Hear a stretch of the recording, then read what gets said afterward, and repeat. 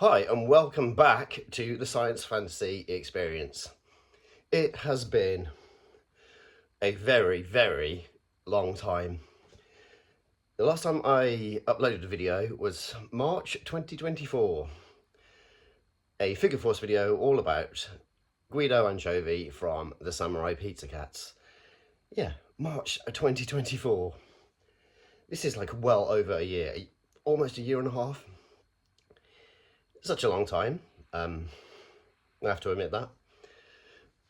I have been still doing kind of bits and pieces. I've been on podcasts, Transformers the Show, Toy Me, Toy You, The Cosmic Council, but actually just not finding the time to do my own content. Mainly because I have a young family, and any free time that I do have, I'm going to be playing toys with them. I still have love for it and I want to do it. As I said, finding the time is just, it's not there. This is never a permanent setup. I often have to build it and take it away, and half the time I'm like reading these books anyway, so they're there just to be able to put up. But yeah, I cannot find the time. That doesn't mean I have stopped collecting though. So obviously I've got like a year's worth of toys to showcase. It's not actually that much, just because I've kind of slowed down collecting. Not that I was a huge buy every month guy anyway, but it very much is, if I see something and I like the look of it, I'll buy it. Or a couple of gifts here and there, or something that I'm like, yes, I'm going to save up for this. So, you know, I've done it that way. I've also not been buying stuff because I obviously did the Kickstarter for Skeletron for the Roboskull Mark II, and that's coming in drips and drabs. So, you know, toys are just coming in, so I don't desperately need to buy stuff. And I've just been opening stuff that I've kept sealed for the last couple of years when I feel like, oh, do you know what? I'm ready to open this, or maybe the bubble has started to peel off, and I'm like, yeah, you can be open. You need to be freed. So yeah, those are the kind of the reasons why. And maybe one other is that I've just stopped pre-ordering, which has been both good and bad. It's bit me in the proverbial on a couple of things. Some things have now gone out of stock. Pre-orders gone out of stock everywhere, and I'm like, oh, I want this now. And some others have gone onto the secondary market for way more than I ever expected, but you win some, you lose some. Maybe they're the things that you find though out in the wild if you go to a convention, or if you go to, you know, a toy shop, a modern or a vintage toy shop, and just there it is waiting to be taken home. Anyways, let's have a look at what I have been picking up, gifting and opening. So I've totally going to put this in chronological order. I've gone back through and I've kind of got them all lined up, either side of me, behind me, in front of me, to give me like a time frame and to just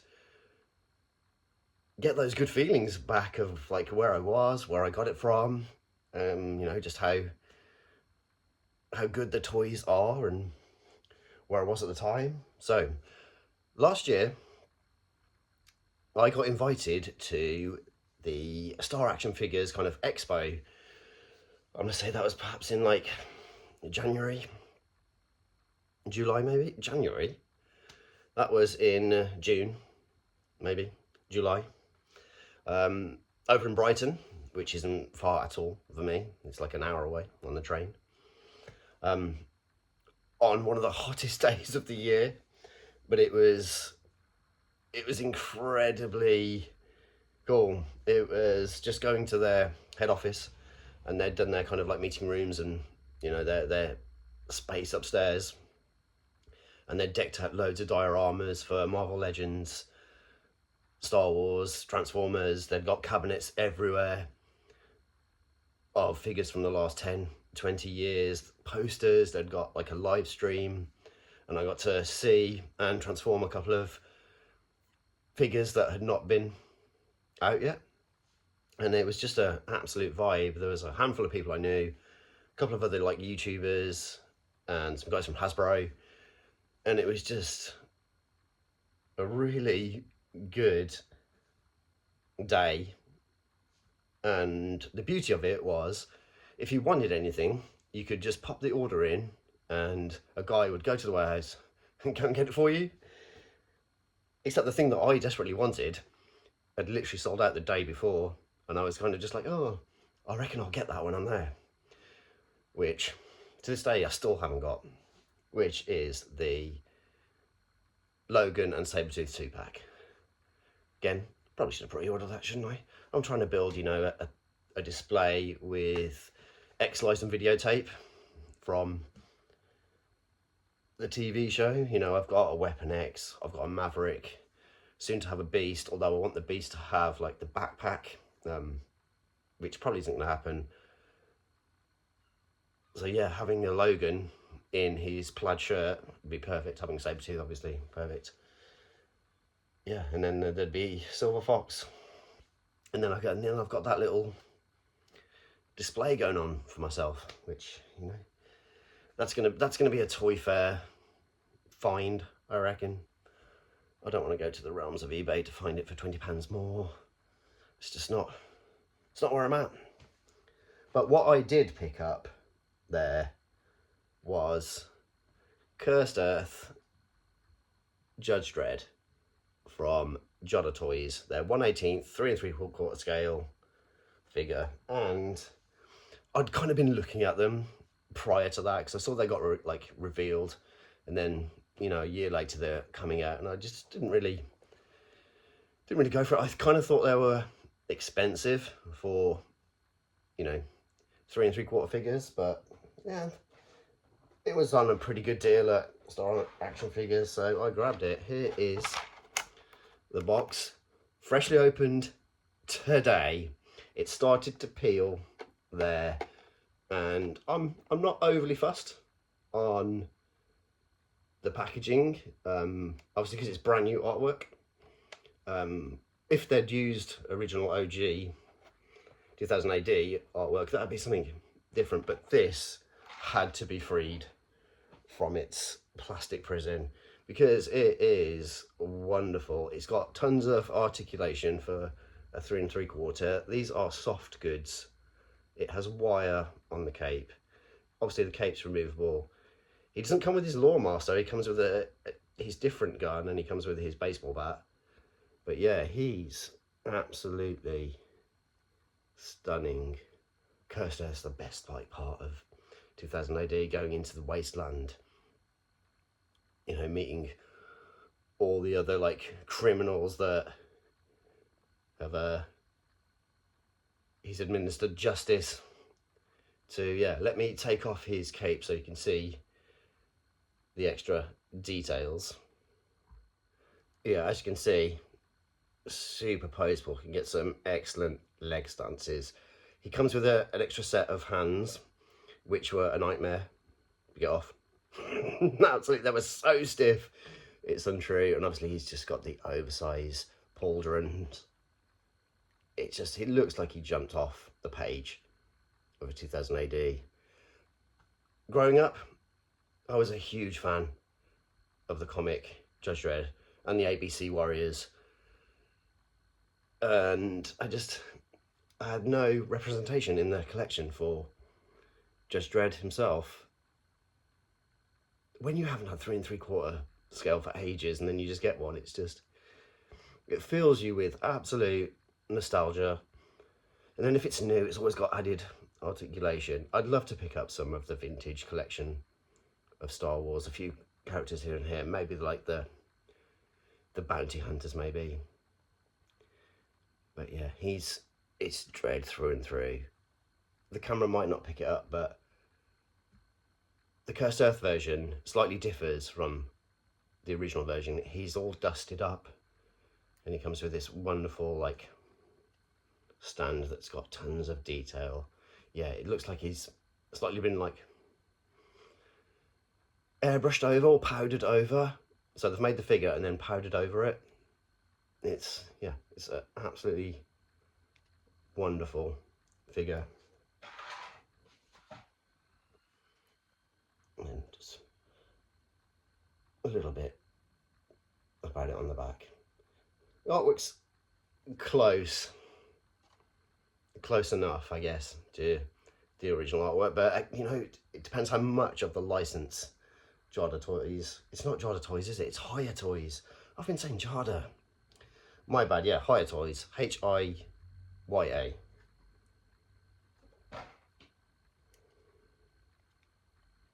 Yeah, I absolutely love it. Does he need a lawn? No, he does not need a lawn master. I cannot be indulging myself too much. There's plenty of other toys to get. Yeah, absolutely awesome. So yeah, that was the first thing I got in the year, actually, all the way in July. When you left the expo, the mini convention, if you will, you got given a little goodie bag. You got like a mug, fridge magnet, a coaster. You got one of the like plastic things to keep carded figures in, which is really cool, and they're worth a bit of money. Anyway, you got some trading cards. I'm not a trading card guy, never really have been.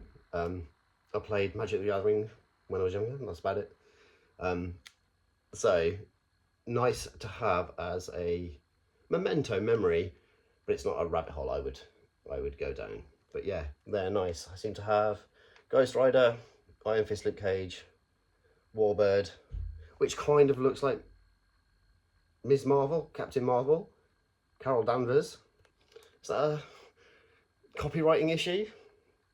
Odin, Superior Spider-Man, which is that Norman Osborn? Is that Otto? I stopped reading certain Spider-Man ones when it got too wild. Wolverine, Hulkbuster, Scar, the Son of Hulk, and Venom. Eclectic bunch, although these are the kind of ones that are like most popular now. You know, is Ghost Rider getting, you know, brought back into the MCU? Wolverine has been popular since, well, forever. You know, Hulkbuster got a little bit in the last couple of movies, and then obviously Venom. That's a nice picture of Venom, kind of that's how I know Venom, as in like Lethal Protector, mid-90s Venom. What else did you get? You got some beautiful toy photography put onto cards, bits from the Clone Wars. That's Mandalorian, where we got to see the Luke that we always wanted to see. Ahsoka, Mandalorian. Which one is that? You've got Grogu. Yes, Bo-Katan.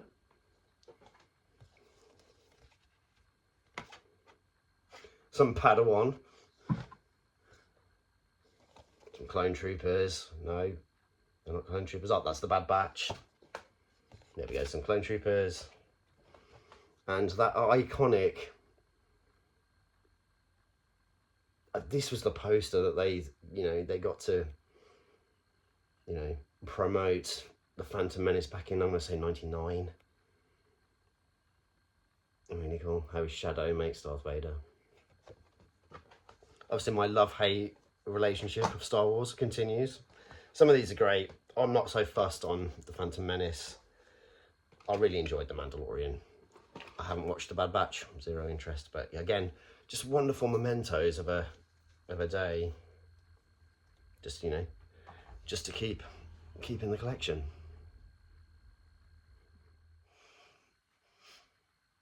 Yeah, I'm really thinking that was July, because I got this pretty much straight afterwards, and it was my birthday present.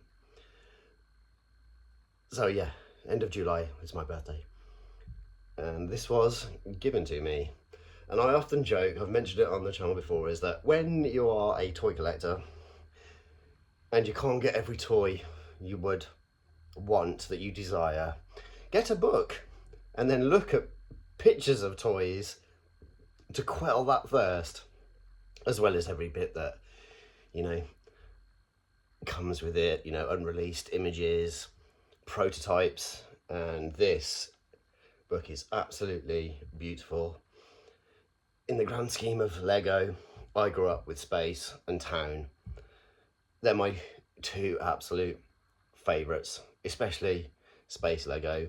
When I saw Benny's spaceship in the Lego movie, it blew me away. It was just a wonderful homage to that early period of Space Lego, or I think they refer to it as classic space. No, but, you know, big fan of Futron, Blacktron, Mtron, all those things that came afterwards. I love Town as well, but it's all about space. And just to pick some random pages out, so yeah, you've got this, an advert from a Finnish newspaper in 1994 of Lego Mecha.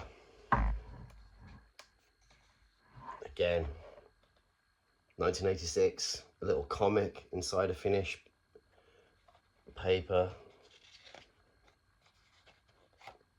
Moving from grey to blue, white.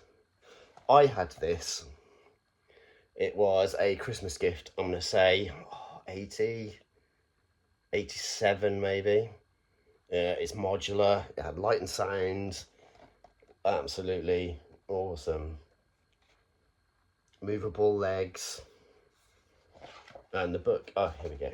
It breaks the chapters down into the timeline, and when you get to 87, here's where you get Blacktron and Futron. I definitely had that one there. Again, a lot of the ones by this point were modular. I always wanted this Blacktron headquarters base, but alas, not to be. The monorail, wonderful.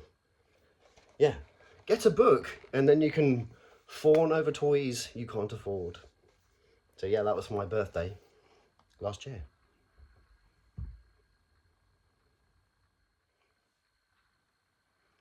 So a couple of months go past, and I reckon we're into the throes of, I'm going to say November. Looking at another toy, I remember that coming in December. So this I definitely got just before it. And I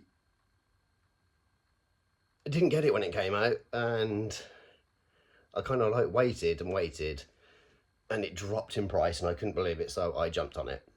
And that is G2 Megatron from Super 7 from their Ultimates. This thing is an absolute beast.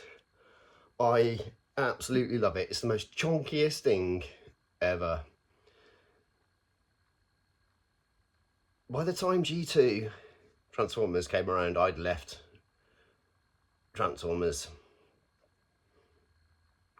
Was it 92, 93 that G2 Transformers came? I remember looking through the Index and Argos catalogue and seeing a camo truck, a camo tank and an oil tanker, and thinking, wow, is this what Transformers is now?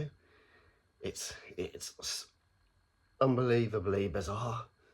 I'm not sure if I like it, but as I said, I stopped playing with toys a good few years prior to that. As I said, loved looking through the Argos catalogue, like nothing more than looking at hold walls and carriage clocks, various things, watches, sleeping bags, toys, anything in catalogues. I just absolutely adored it. To this day, I still love going back through those and seeing all the dioramas.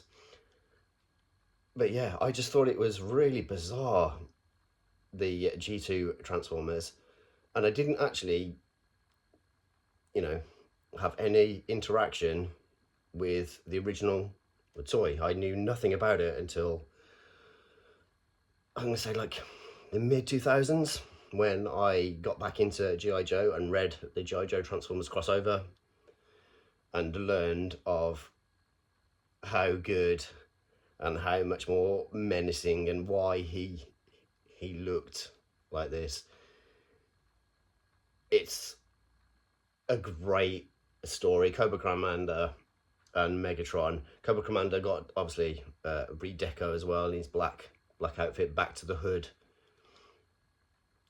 and this behemoth, and it's one hell of an action figure. It's so good. It's so heavy. It's really well articulated. It feels a bit rubbery, so you know if you drop it, it's gonna kind of like bounce and nothing's gonna, you know, ping off. And because I have no connection to the original toy, getting an action figure of the character is so much more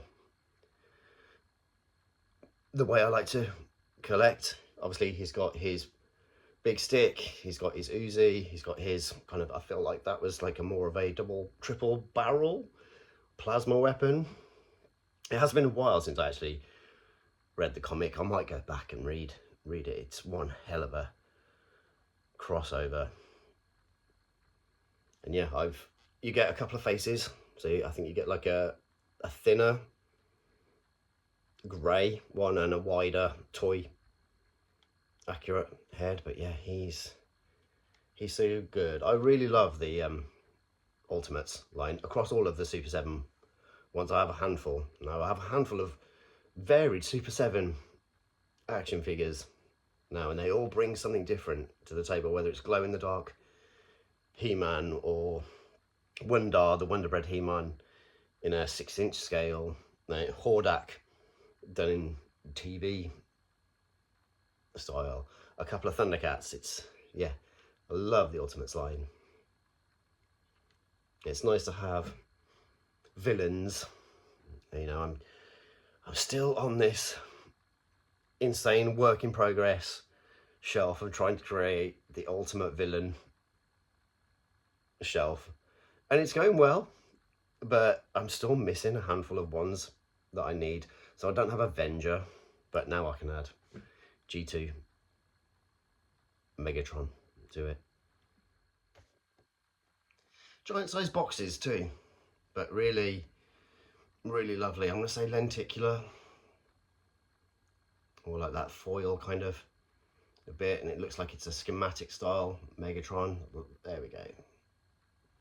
And then as you can see, yeah, he comes with that slightly more purple lilac face and hands. All the hands an action figure needs. There's like 4 sets of hands for this toy. Totally not needed, but that's the thing with Super 7. More accessories, the better. Back in 1987, I would race home from school quickly as I could because I did not want to miss what cartoons were on, and especially Brave Star, as fast as I could to get in and be sat and relaxed, ready to watch. There's a handful that I always went home as quickly as possible for, which was Brave Star and Thundercats. So when I knew this was coming out, I pre-ordered straight away. I knew I did not want to miss out. Having previous figures from this company, I knew what I was in for, and their stuff has been getting better and better. So here we have the Marshall from Ramen Toys. Obviously, it's Brave Star. But before we get into the figure, I'm going to go back to the box first because the box is exquisite. Here we have the box. Obviously, Ramen are not going to call it Brave Star for copywriting purposes. They've already had a little bit of an issue with Makina Labs and their mask line, but it's so similar.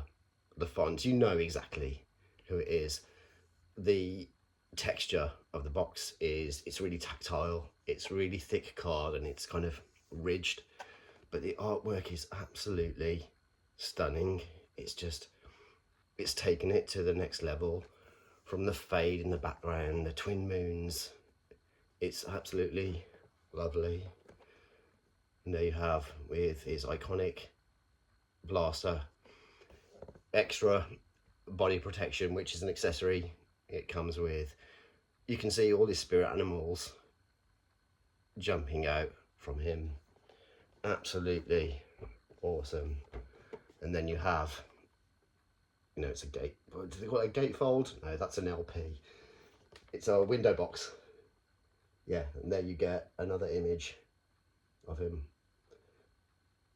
Hat with a visor. Yeah, that extra blue vest, iconic of the original toy again, which is removable. You get another head, a couple more hands. You don't get this rifle. The rifle was like the limited edition, super quick pre-order. I don't mind not having the rifle. I love his, like, his style of blaster. It's just absolutely incredible. But the figure is sublime. It's ridiculous. It's so good. Having owned their Centurions from the start, which were good, it took me a good couple of months to realise how good they were. At first, my first thoughts are they were a bit janky, and I was honest about it in my review of them back then.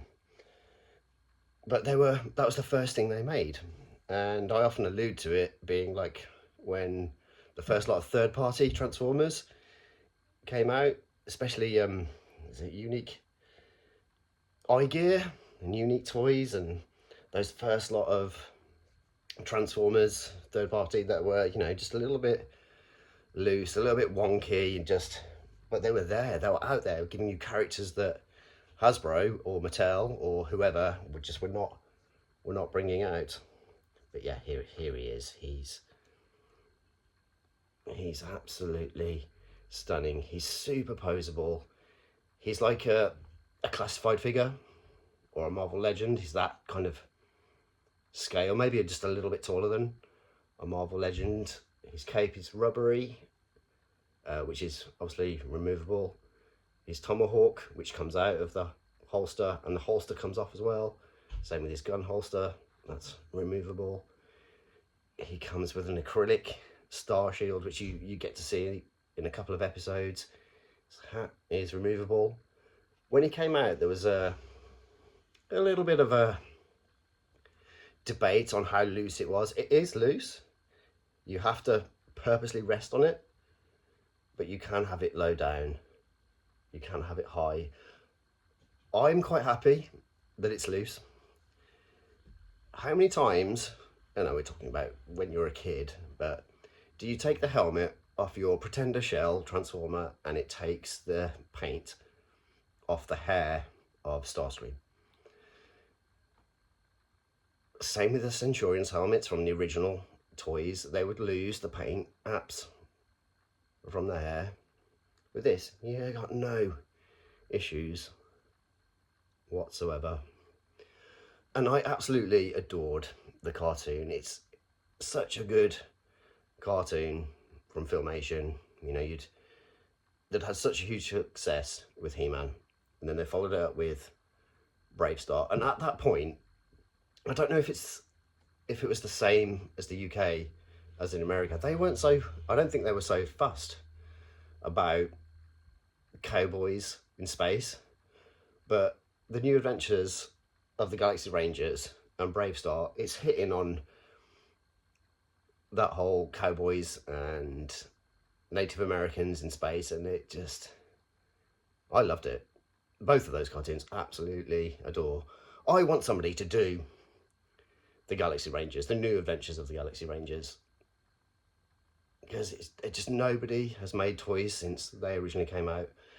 I would like a Shane Gooseman in his alternate get-up, in his black shirt with the blue and orange accents, I'd be all over it.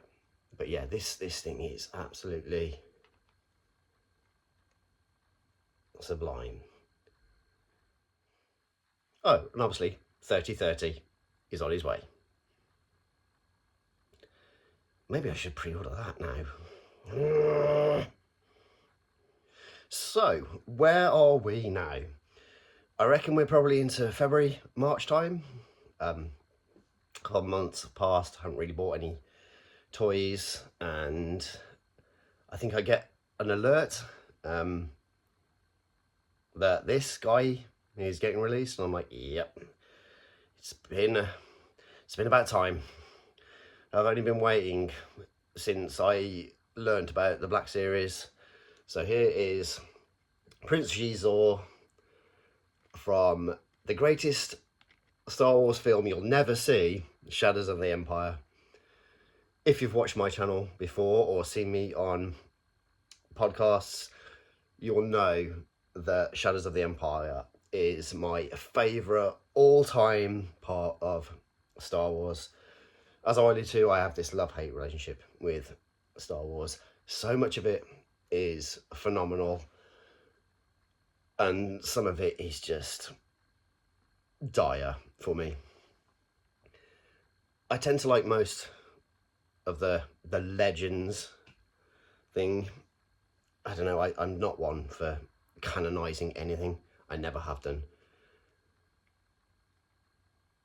But to finally get Shadows of the Empire figures now, you know, I've wanted them for years and years, and they've released so many characters way before that are so tiny and obscure and minimal to, you know, the whole Star Wars franchise, that they didn't touch Shadows of the Empire. But to play devil's advocate, I'm kind of glad they waited, because now tooling, engineering, and bringing it to life the right way has happened, and he is absolutely incredible. The way they've given him the pointy fingernails and made him look so much more sinister than perhaps, say, the Power of the Force 2 figure was. Don't get me wrong, I absolutely love Power of the Force 2. It's an awesome toy line. It's really stood the test of time for me, and you can pick them up for like £10.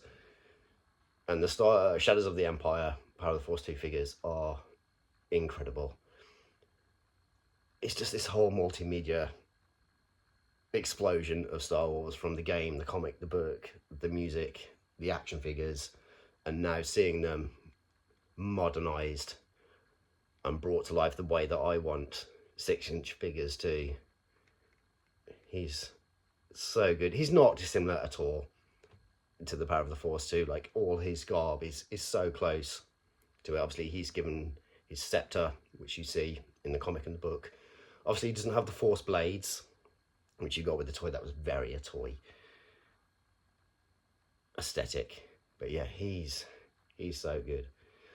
Pointless to show you the box. It's a Black Series box that are boring as hell, unless it's one of the, you know, the deluxe limited edition, so like the Force Unleashed or the Emperor's chair. But yeah, oh, he's so good. I cannot wait to get these others. Obviously, Dash Rendar and Luke and Leia in their disguises, the Coruscant, Imperial Guard, and Boushh. I hope that they do really well, because I'm all about Chewbacca with a flat top. Snuva is the one that I want the most. Obviously, I'd love to get all of them, because I'm a huge Shadows of the Empire fan. Give me more. Here comes a new challenger. Round 1. Fight! Here he is. Guile from Jada Toys. This is actually Jada Toys. After my faux pas earlier, I was always going to get this guy when he came out. I saw, I think it was Ryu and Ken in the toy stores, and I was just like, yeah, I'm in for Jada Toys. And Guile is my second favourite character. Earlier on in my YouTube journey, I did a Figure Force video all about Storm Collectibles, Sagat, and I tell a little bit of like the story of me going on holiday and playing the arcade machine for the first time, and how nostalgic and how incredible the game is, and now being able to have action figures of those wonderful characters. So yeah, I was always gonna get this guy. I missed out on getting the Storm Collectibles Guile, which I regret, but he kind of scales really well with Storm Collectibles Sagat, because in the game he's so much bigger. But yeah, these are awesome figures. Super cool box. Looks like a knockout, like arcade machine with, you know, the airbase background.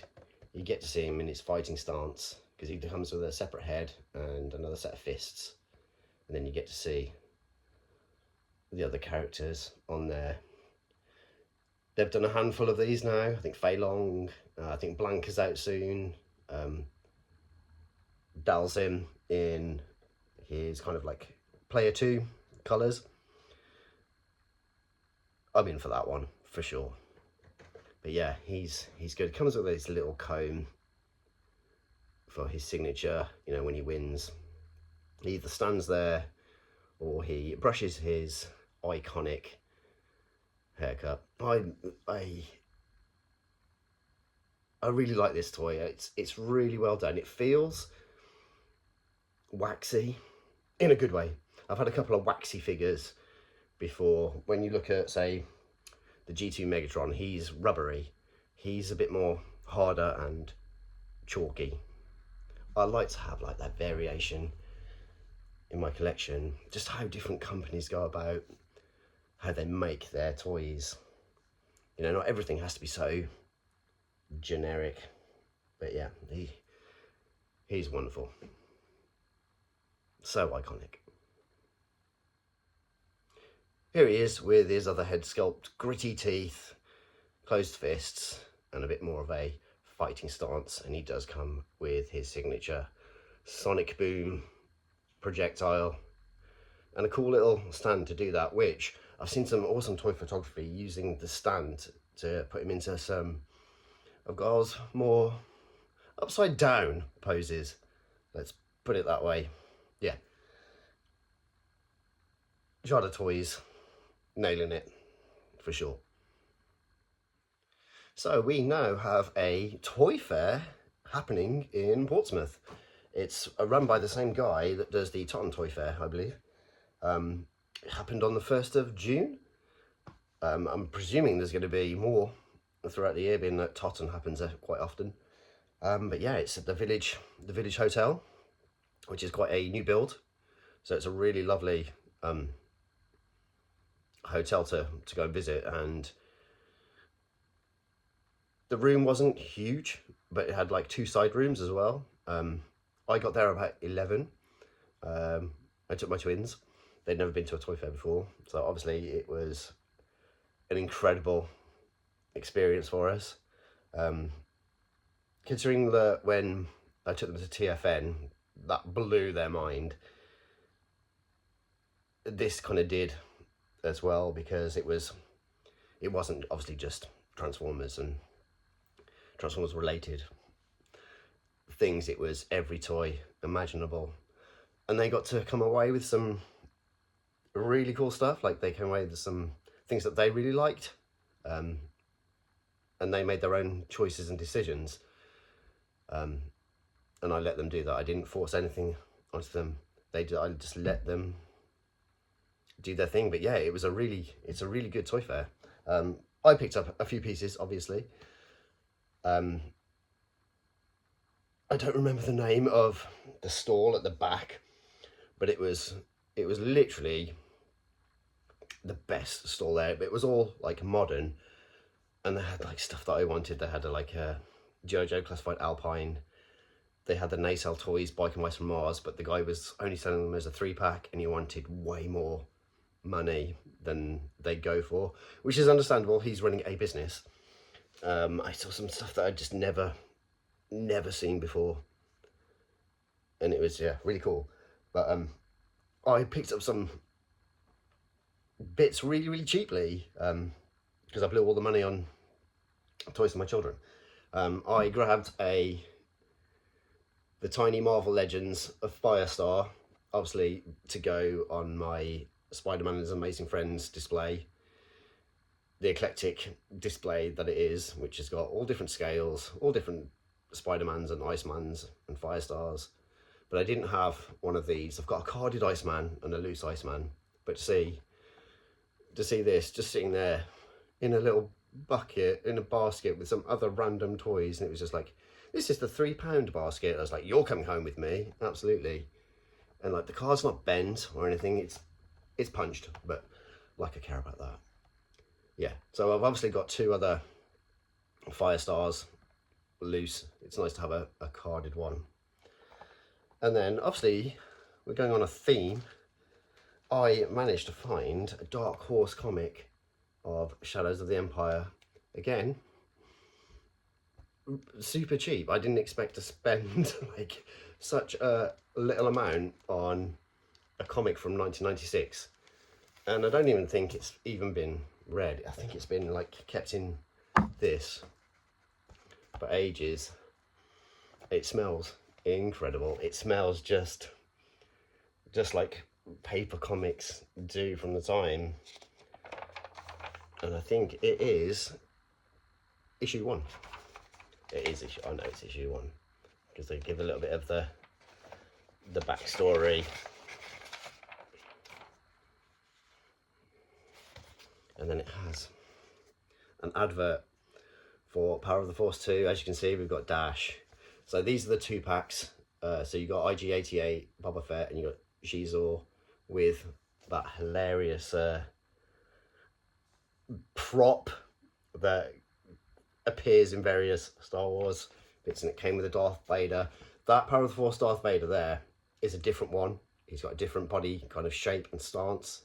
And then you get Shizor with his Force blades. Dash, as I said, and then you get Coruscant armor Luke. I don't know why they didn't put Snoover on, or the Outrider, but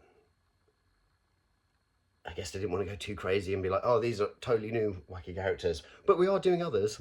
But yeah, it's incredible. Let's find a picture of Shizor in here. There we go. Yeah, as you can see, they've nailed the toy to his fiction. Yeah, just to find that sitting there in the random pile of comics. Again, I didn't pay hardly anything for it. It was probably, I paid less for this than the train ticket from Portsmouth to Cosham to go there. But yeah, the next time it's on, if you're in the local area down south here in Portsmouth, yeah, highly recommend it. Highly recommend Totten as well. They're great toy fairs. That leads us on to the very last one, but definitely not the least. So this is incredibly new. I got this last week, and I'm going to say it's kind of like a birthday present.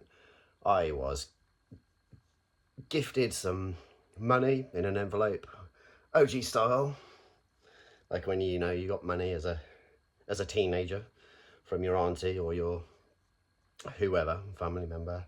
So I was like, okay, I'm going to just go all out. I'm going to spend this on one toy, and I'd wanted this one for a while.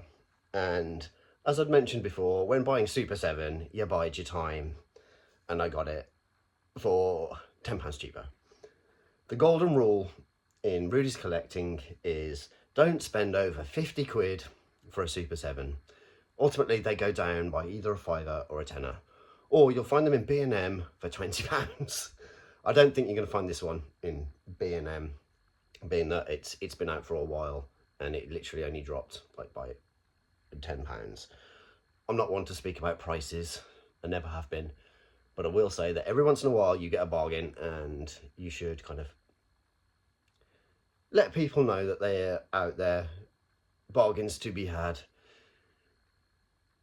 So find them, hunt them, grab them while you can, because ultimately things go expensive on the secondary market.